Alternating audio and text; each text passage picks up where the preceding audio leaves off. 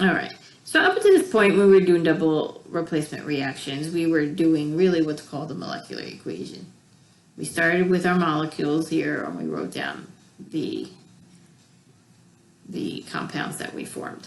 All right, and then you went back and balanced it if it needed balance. There is something called an ionic equation. In an ionic equation, anything that says aqueous, in parentheses, can be separated into its ions. So in your ionic equation, you have ions. So here, silver nitrate has an AQ, so look down here. You separate it into Ag plus and NO3 minus, and they're both AQ and soluble. KCl is also AQ, so you can separate that into K plus and Cl minus. If you have anything that is not AQ, so solid, liquid, or gas, these have to stay together.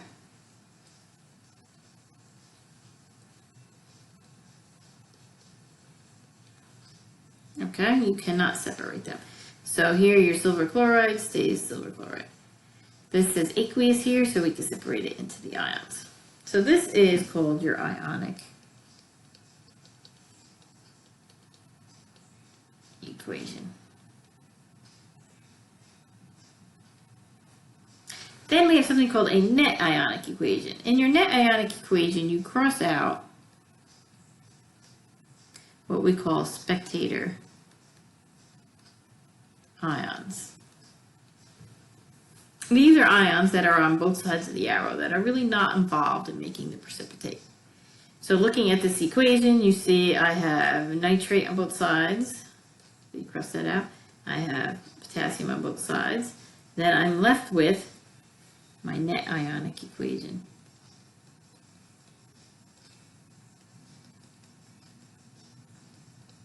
So in this case, your spectator ions were K plus and NO3 minus.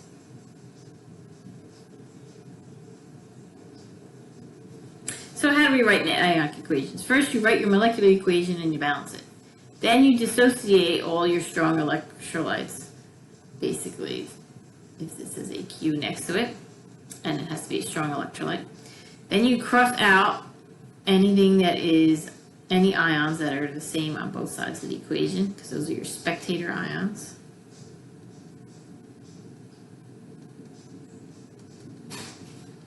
And then you write what's left, and that's called your net ionic equation.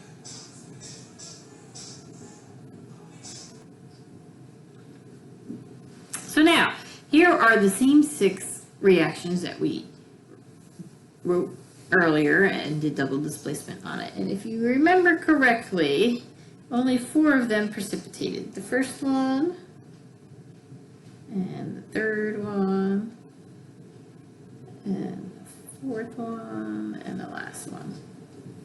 Okay? If you have an equation that does not form a precipitate, a gas, or a liquid, there is no net ionic equation. So, no net ionic equation if everything is aqueous.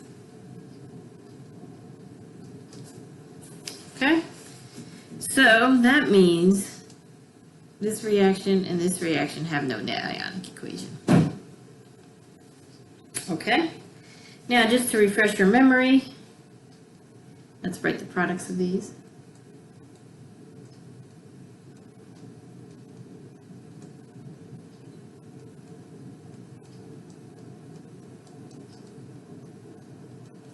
And let's take this first one here.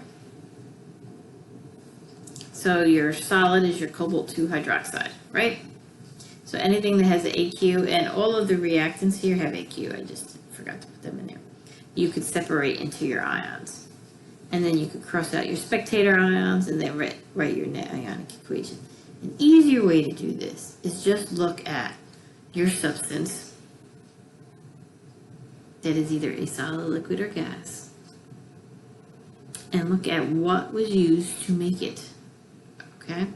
So in this case, in order to make cobalt 2 hydroxide, you needed a cobalt ion, which was aqueous, plus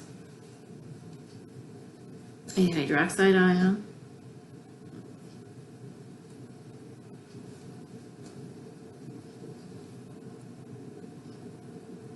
so you needed a cobalt ion plus a hydroxide ion, which is aqueous, because these were aqueous, and that is going to make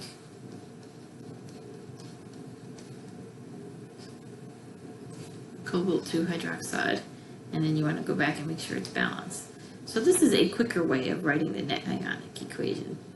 You look at what precipitated out, formed a liquid or a gas, and then you look at what was used to make it. So in this case, so in this one, let's do it the long way, and then I'll show you the short way that I did on the previous example. So you're going to make sodium nitrate, which is aqueous, plus silver hydroxide, which is a solid. Okay, so now we're going to separate this all into ions. So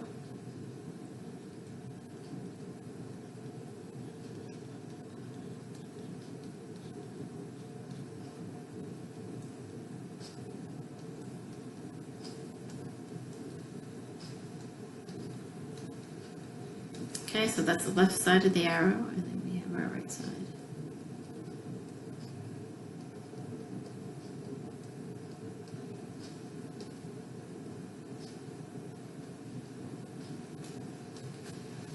Then we cross out the ions that are the same on both sides. Remember, these are your spectator ions.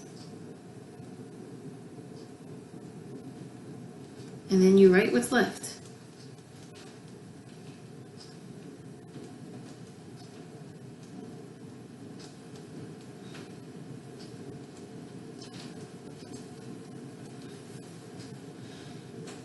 So let's look back how we did our shortcut here. If you just look at the reaction, you say, oh, silver hydroxide is going to precipitate out. So that's going to be on the right side of your arrow. And then you say, what do I need to make silver hydroxide? I need a hydroxide. And I need a silver ion. Okay? So the last two you practice on your own. And let me know if you have any questions. I will write the answers right here, but you go at your free time and you try them. So this one I'm going to write here and see if you get the same answers.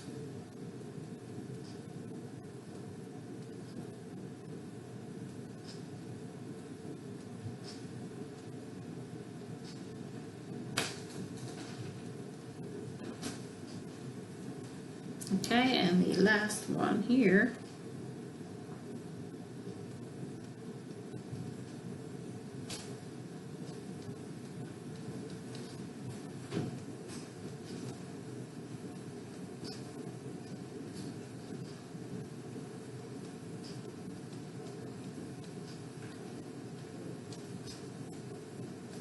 That's what you should have got. Okay, so practice these, and if you have any questions, let me know. That is the end of our part 1.